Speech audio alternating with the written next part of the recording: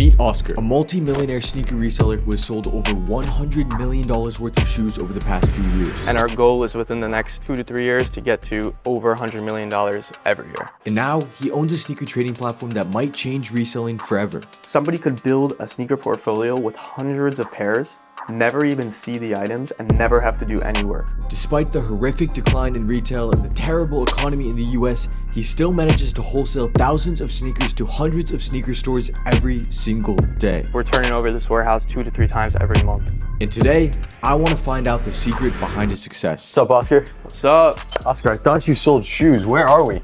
Man, we're in the office. This is the trading floor, okay? Okay. We're not just selling sneakers out here, right? We got buyers, we got sellers, we got tech people. It's different, okay? I'm not just a reseller. So just high level, can you walk me through what everyone's doing in this room? Yep, this is where everything happens, all right? So we got our sales team right here. They're selling to all of our clients all across the world. We got our supply team in the other office. They're buying all day, 24/7. Behind you is gonna be operations, technology, everything that supports what we're doing here all day. Beautiful. All right, can we check out the warehouse? Let's do it. How many shoes are in this warehouse? All right, so at any given time, we're usually carrying between 10 to 15,000 pairs of 10 to sneakers. 15,000. Yeah, and this 10 is to all like 15,000. hype stuff, yeah? This isn't... Yeah, it's all hype stuff. I mean, if you look over there, we got some Dior's, Easy. If you look at this warehouse 30 days from today, it's gonna look completely different, all right? Always new stuff. Always new stuff. We're turning over this warehouse 2 to 3 times every month. 2 to 3 times, the whole thing? Yeah. Wow. So, okay, so how much is on this shelf?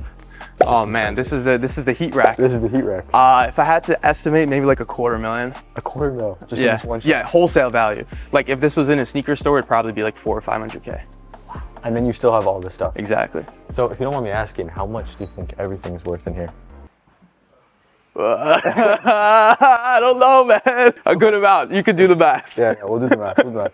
Show me some of the stuff on this shelf. I see some crazy boxes already. Right, so that's the cool thing. We're able to sell $80 Air Forces, and we're also able to sell $8,000 sneakers, right? What's 8,000 on here? Well, I've got the Yeezy 2 set right here, Deadstock OGO, all the same size. Got the Red Octobers. We're selling these for about 12K. 12 grand for single. 12 grand. It's a pretty good price. Yeah. Deadstock. Deadstock. Don't see those every day. Yeah. We're selling, we've got the Solars right here. I think these are about 6 to 7K. And then we've got the Plats. These are my favorite. This is actually one of my favorite shoes. One of the first expensive shoes that I bought for myself. I love these so much. All size 8. Yeah, So all it's size 8. Size 8, you wear size 8. Yeah. Get the man up. There you go. So stuff like this, obviously it's a little bit more expensive, probably a little bit tougher to sell. Yeah, I mean, you'd be surprised. At the end of the day, the stores that we deal with have high-end clients, right? Yeah. And so they're always in need of this type of product too.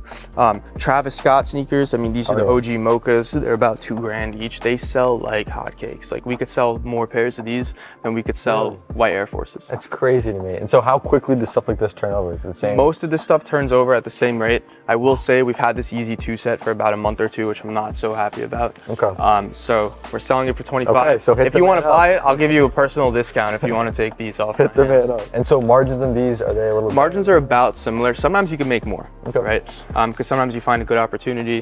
You know, you buy an $8,000 shoe, you flip it for 12. Yeah. But on average, it kind of all ends up being the same. Okay. Pretty low, pretty tight. But our customers need it. So I gotta ask, how much money are you making? Well, I'm not going to tell you how much I'm making, but I'll tell you this: we sold over $100 million worth of shoes in the last few years. $100 million worth Yeah, of shoes. and our goal is within the next 2 to 3 years to get to over $100 million every year. So walk me through the day-to-day operations. This stuff, you said it's turning over 2 to 3 times every single month. Exactly, yeah. So our business model, right, we don't sell to consumers. We sell to other businesses in sneaker resale, right? So we work with a lot of sneaker stores, we work with platforms, and that's what we're really selling to, right? So we're buying in bulk from thousands of different suppliers all across the world. We buy from small-time resellers, we buy from the biggest resellers in the world. We bring it in here, and then we break it down, package it up, sell it to other businesses, right? So if you kind of think of us as like almost like sneaker traders, right? We don't pay retail for anything. Nothing. We pay resale. Why don't you pay for retail? I mean, Well, it's not aren't your margins scalable, better? right? When I started just like any other reseller. I was paying retail, flipping for resale. But to get to 15,000 pairs in a warehouse and 20 employees, you can't rely on just paying retail for everything. Because you're just getting lucky, right? You depend on Exactly, that. right. What we're doing is just finding market opportunities, making a small margin. We're not getting rich on any specific What's deal. your average margin? It's pretty low, you know what I mean? Like, think of it as like a classic like wholesale margin, right? Like, we're not making 15-20% on the stuff we're selling here. I'll tell you that much, okay? Got it. I can't disclose exact numbers, but I'll tell you that. Got you. And so how do you decide what to buy? I mean, like, was this all from one seller? Right, yeah, so, well, actually, if you look at our quality control process here, you'll see that it didn't come all from one seller because the stickers are different. But as far as what we decide to buy, like I said, we have a whole buying team that works up front. They communicate with our sales team. Our sales team is taking information from our customers, feeding it to our buying team. We're just keeping up with the trends in the market, basically, right? So we're scanning StockX, we're scanning GOAT, all the big platforms. We're looking at what are the top sellers. We're trying to bring that stuff in for a good price, and it always sells. Got it. So are you, like, is someone hitting you up and saying, hey, I've got however many, 30, 40 pairs of these, do you want them? Or are you reaching out to sellers? It depends. So if you go on our Instagram, Oscar Souls, check us out, you see we're always posting products that we want to buy, right? A lot of suppliers follow us on Instagram. We try to communicate on there in terms of like the products that we're looking for. So sometimes we will have sellers that reach out to our buyers because once you work with us, you just get basically like a buying representative that you work with. And so it kind of goes both ways, right? Sometimes we need product, sometimes it comes to us. It just depends. Got it, got it. And will you guys buy just like random singles or what's the Yeah, we buy anything that's more than 5-10 pairs we'll take, right? So even if it's, if you look at this rack right here, like these are all just one-off older retros, right? And so if you have a list of 10 pairs of different retros, if the price is right, we'll take it. No guarantees, obviously, but if the price is right, we're in the market for it. And this is going to the same place, just the stores? Yeah, it just depends. It totally depends. I mean, I know you have a sneaker store, right? We work with guys just like you. Got it. You want to shop? Yeah, maybe I gotta buy some stuff. Everyone keeps telling me that the sneaker market is dead. How are you still surviving? All right, well, that's the thing, right? Remember when I told you I wasn't paying retail for anything? That's the secret sauce, right? That's the sauce. All we're doing is buying and selling, right? We're just looking for a market opportunity and making a small margin off it. So if we're able to keep turning over our product, we can be successful no matter if the market is going down or going up. We're not dependent on that. We're growing our sales team, we're growing our buying team, and overall as a company, we're growing. That's what's important. So something like this, I mean, it came out like 3-4 years ago, right? You guys bought these just recently? We bought these just recently, right? And who has like we buy from 30 pairs collectors, we buy from, you'd be surprised how many collectors there are in the US and how many of them are just trying to sell product on a given basis, right? So it depends, right? Like our sourcing network is so vast that we're able to get recent releases and older releases, right? And our customers are amazed. Like they'll be like, oh, how do you have the Core Purples from 3 years ago? It's crazy. And we're like, well, we can't tell you exactly where they came from, right? Yeah. But if you really think about it, think about just how many sneaker collectors there are out there. Every month we get 30 to 40 bulk collections cashed out that have product from the last like 5 to 10 years. So if you're selling to the stores and the stores are then making a profit, why don't you just open the stores yourself?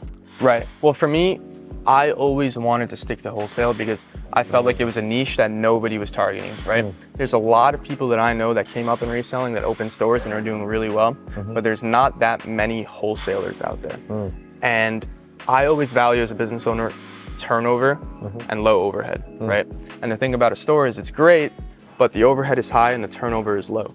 I don't want to sit on dead inventory. I want to turn my inventory over multiple times every month. Okay, so for something like a Supreme Air Force One, Go for it. How much are you selling something like this for? All right, so we're wholesaling this to our clients. It depends, but on average about 145 to 155 a pair. It's pretty good. It's not bad. What's market? Right? Markets, it fluctuates, but it's usually about 160, right? Okay. At least on StockX. It's a little bit more on GOAT, obviously. Got it. But as far as what the stores are going to sell that for, they're going to turn around, sell it for probably anywhere between 200 to 250. How much do we sell these for? 230. Yeah, you see. We try to let our stores make about 30% gross margin, 30-35%. Okay. And you know, we're just getting the crumbs. Very small amount of profit for us. But Yeah. I feel like every step of the chain, it's like someone makes a little $5, $5, and the end consumer gets hit on the head at the end. There you go. And that's the game. So right here is intake, right? We've got our team. They're quality controlling and authenticating every product that comes through here. You know, we try to hold up the same standards as any platforms can have out there, right? So we make sure that we're delivering authentic product and good quality product. No damaged boxes, no messed up sneakers, and no fakes. That's what we're doing all day here. We're processing over 1,000 pairs every day. Got it. So every single pair gets legit checked, just like StockX every single pair somewhere else. Right. Wow. Okay. And how many people do you have? So on inbound, we usually have 5 to 6 people every day. We'll have 5 to 6 people on outbound side, about 7 or 8 people up front. So it's about a 20-person team here. So you mentioned you sell to sneaker stores. If you're selling 1,000, 2,000 pairs every single day. How many Right. sneaker stores are you selling to? Yeah, so we work with over 500 sneaker stores right now across the country and globally. 500 sneaker Yeah, stores. I didn't even know there was exactly. 500 sneaker stores. There's a lot. There's a lot. And honestly, I wouldn't be surprised if you look at your favorite sneaker stores and you look at where their product's coming from, some of it's probably coming from us. So we're working with everybody and we want to work with even more people over the next couple of years. Okay. And how do you even find these stores? You just like shoot them a text, DM, or what? Yeah, I mean, it's really hard to get in contact with them. Yeah. Because these are businesses too, right? These are busy people. That's why I have a sales team. If it was just me doing this myself, it'd be impossible. Yeah. Right. So our sales team's in contact with stores every single day, reaching out to new clients, making sure our existing clients are happy. And that's why it was super important for us to build a team, you know, because like you said, you know, when we were walking in here, like, I'm not a reseller, right? I'm a business owner. We're building a business here. Yeah, this is impressive. And we've got a big operation and a lot of people helping out. How much does all this cost to maintain? Yeah, that's the thing. You know, with building a business come high expenses, Yeah. right? I'm not just a reseller selling sneakers out of my minivan. And so the expenses are really, really high. And we're doing a lot of investing ahead of our growth, right? Because we're continuing to grow, so we're continuing to invest. All I'll say is that the expenses are in the 7 figures every year. That's for sure. Wow. Yeah. Wow. Yeah. Wow. So most resellers are just in their mom's basement. Right. No overhead, no expenses, no employees, no nothing. You're Right. here spending 7 figures a year. Well, there you go. I mean, that's how you sell 9 figures worth of shoes, right? You heard it here first. I was corny. Cut that. So you're selling to 500 sneaker stores. Are they texting you saying, hey, we need XYZ amount of XYZ shoes, or you just stocking items and hoping someone wants it? Yeah, it depends. So we have a really good pulse for the market, right? Because we have a big buying team and a big selling team. So it's a mix of both. Our customers obviously tell us the products that they want, right? But we're not just middlemaning product, right? Yeah. We're buying the product, we're stocking it, and then we're selling it to our clients, right? Because we want to make sure that anything we're selling has gone through our process and we know it's 100% ready to ship and in stock. So it's kind of it's a push and a pull. Got it. And what about clothing? I've seen a lot of Spider Denim Tears, a lot of fakes from the market. I saw your video. I saw your other video. So yeah, as far as apparel goes, we're very, very, very cautious with apparel, right? We only buy apparel directly from the brand. Okay. So sometimes our apparel prices can't match that of the fake sellers, but that's why our customers come to us, right? Because they know that anything we're buying, we have the accompanying invoice, receipt, and we've done all our due diligence. So So everything here is retail. 100% authentic from retail. That's right. The only reseller out there doing that. The only reseller. So you've built this empire. How did you get started? Yeah, so I started just like a lot of resellers out there today. I was like 14 or 15 years old, got to high school, realized I wanted cool sneakers. My parents were not having any of it. So I took a couple $100 of the birthday money that I had saved up from, just years past. Started lining up at Supreme, started lining up at Foot Lockers for raffles, was just running around NYC in cook groups, buying sneakers for retail and flipping them. And that's where it started. Yeah, I mean, like I'd be with like 5 or 6 friends. We'd skip school, come up with some excuse. But like that was honestly like the glory days of reselling. I feel like that was fun.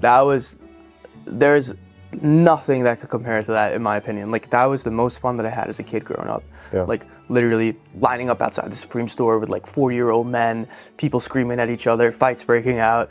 You're buying a $40 t-shirt, selling it for $400 5 minutes later. So much fun. Yeah. What's the craziest store you had lining up for one of these releases? So the craziest story was a story that never actually came to fruition.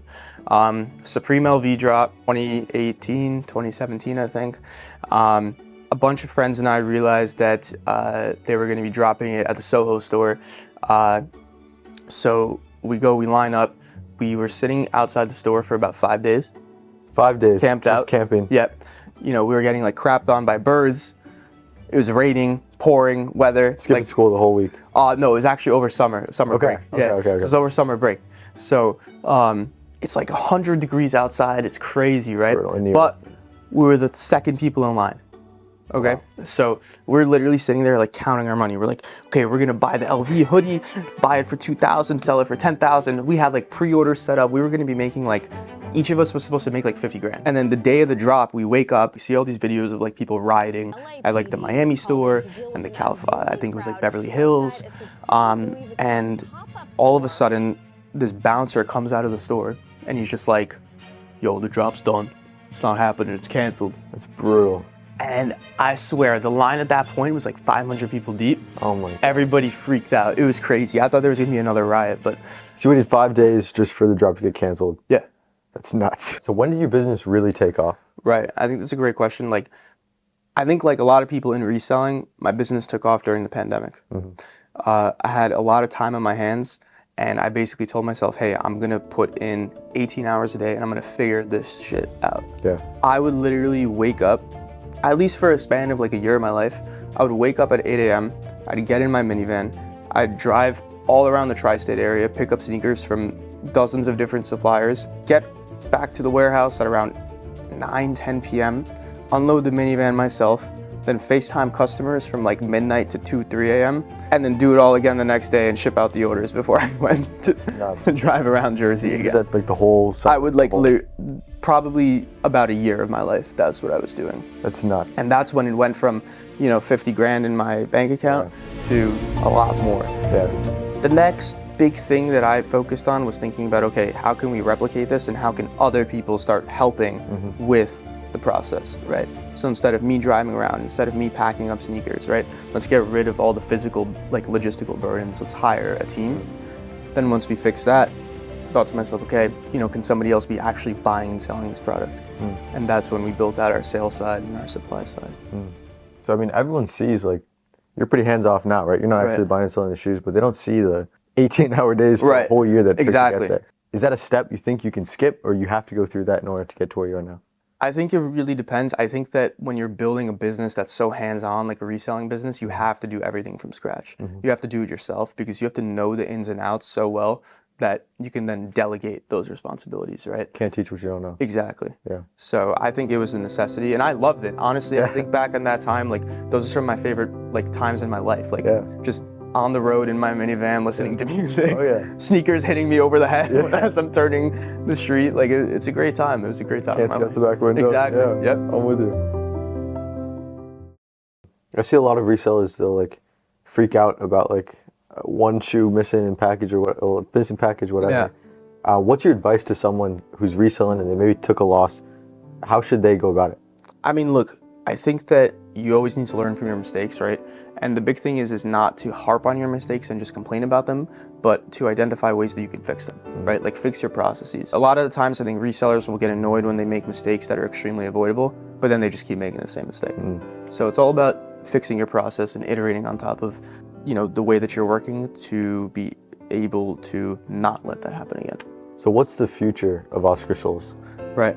So as far as Oscar Soles, over the next 2 to 3 years, I mean, we're just going to keep scaling out what we're doing. We have a lot more room to grow. I want that warehouse to be 3 times the size. I want the front office to be 3 times the size.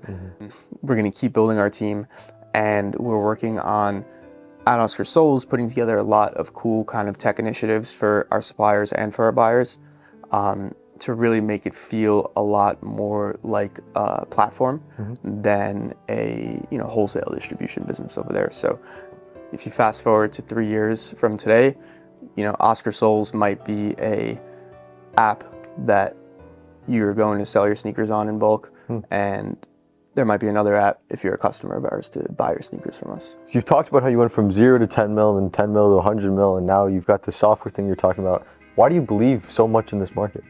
Yeah, well, to me, growing up as a kid that loved sneakers, but also growing up as a kid that loved business, I always believed that sneakers were at the end of the day just an alternative asset, right? And we see it on StockX, the way that sneakers go up and down in price. We see it every day with the way that demand tends to outpace supply, that this secondary market is here to stay. The prices might fluctuate, right? Panda Dunks aren't $300 anymore, they're $80. But at the end of the day, the demand is still there and the products still trade. And yeah, so that's what we've done over at Oscar Soles. We've capitalized on this market. All we're doing is basically trading a commodity, right? We're buying a commodity that's worth $1 for 90 cents and then finding somebody that's willing to pay the full $1 for it and making our commission in between. And so as far as our newest venture, which is Steer, to me, my grand vision for the sneaker market and my personal vision was to build something like a Robinhood, but for sneakers, right? There's millions of people out there, millions of sneakerheads that believe in these things as assets, they hold on to them, and they're right, you know, they do increase in value over time, and in the short term they fluctuate, they go up and down. From my perspective, I always thought that, hey, like, let's build a real exchange for these products. Like, we don't always need to be in physical possession of the sneaker to make money on it. You said the Robin Hood of sneakers. Break that down for me in a little more detail. The way the platform works is super simple, okay? We IPO all the most investable, most exciting product on the market on our platform at the best prices. Like this week, we have metallic gold Jordan 4s dropping for under retail. Next thing that happens is users just like you buy up that product. It gets stored in their portfolio, and then they can do one of two things. They can instantly relist it on the platform and trade with other users, or if they need the physical product, they can ship it out and either wear it or sell it somewhere else. So what we're doing is basically trying to create a digital platform for sneakers, right? Where people can buy and sell amongst themselves instantly at super low fees, 2.5%, and let people capitalize on the whole investability of this market. We always hear people using terminology like, oh, I'm holding this sneaker, right? Or those are gonna go up, right? But there's no platform that lets people just invest in it passively, sit on the product, and then buy it and sell it as they wish, completely from their computer. And so if someone wanted to buy a shoe and hold it and sit on it for like a year, Yeah. it could sit in your warehouse for a Yes, full year? exactly. So we handle everything, right? We handle logistics, we handle storage until you decide to ship it out. The beauty of it is you could build a portfolio of hundreds of pairs of sneakers, not have to pay any rent, any warehousing, any employees, and we're providing all the supply on the platform. So you really don't have to do any work. Somebody could build a sneaker portfolio with hundreds of pairs, never even see the items, and never have to do any work, okay?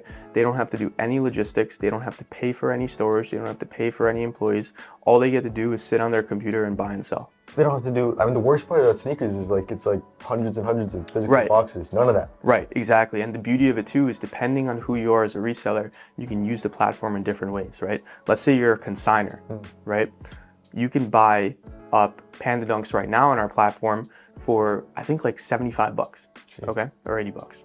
Now wait till back to school season comes around. You could get all those shipped out straight to your consignment store, probably sell them for 200, right? So that's what we're trying to do. We're trying to give all of these different types of resellers access to product and opportunities to make profit in a market that's a little bit tough right now. If you're bullish on XYZ sneakers, say Bread Reimagined 4s, which I personally saw hundreds of resellers buying all over Instagram, don't buy them on Instagram anymore. Don't deal with having to get scammed. Don't deal with having to pay for shipping. Don't deal with all the nonsense. Just buy them on Steer, hold them for a couple of months and wait till they go up. And then you can decide what you want to do with them.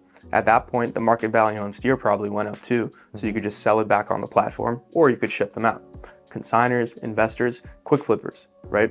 Let's say you're just in the market to buy and sell quickly. There's always profitable opportunities on Steer because of our drops, right? Because of our IPOs.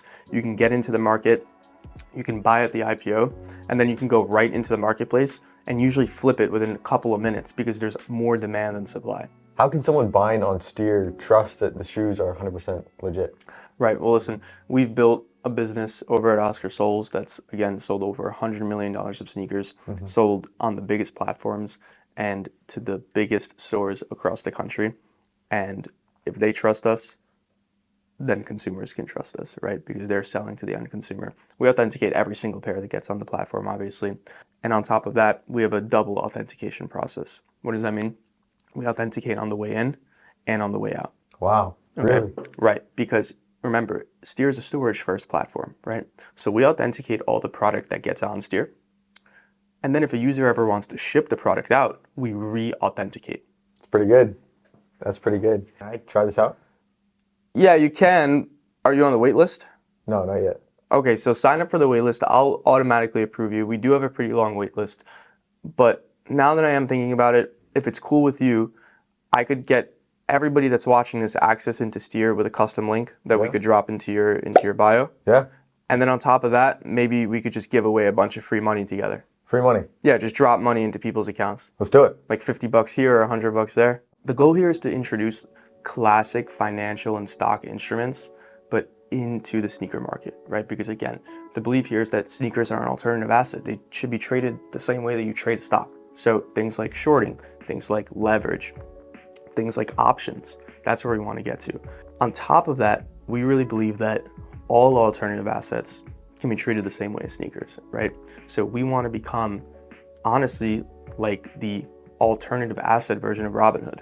Like you go to Robinhood to buy your stocks, and you go to Steer to buy your trading cards or your art or your sneakers or all the other cool stuff that people want to invest in. So what's your advice to resellers to make $10,000? Well, look, you can do it the traditional way, you can do it the Oscar Souls way, but it's a lot of work and it's going to take a lot of time. Or you can just do it on your laptop, and I could show you. Yeah, So this is my Steer account, right? As you can see, I made a couple bucks over the last few weeks. And here's how I would make more money actually on Saturday. So I'd go to Steer Direct, which is where we drop the IPOs, right? And I would camp out on this screen until the drop is live. Drop goes live in 18 hours. Now look at the prices on these products, right? These are metallic gold fours, and they're getting sold at 184 bucks across. So if I'm quick enough and I can just hit the buy button faster than anybody else, I'm gonna get these for 184 bucks. Now market value is like 230, right? So then I would just go into the marketplace. There's no listings yet, obviously, because they haven't even dropped. And the second I get them, I turn around and list them for 230. I'd pay $50. There you go, and I'd pay 2.5% in fees, and I would do that all day. I'd run around the Steer marketplace, right? And I'd be looking for, where can I find the best deals? UNC Dunks for 77 bucks. I'd buy all those and sell them for 95. Right? Turn those around. And I would just be looking for deals on here all day. $99 Bread Reimagined ones, that's pretty sick. 150 bucks for Reimagined fours, under retail, $10 under. So that's really what I would be doing. I would just be sitting here trading, buying and selling all day.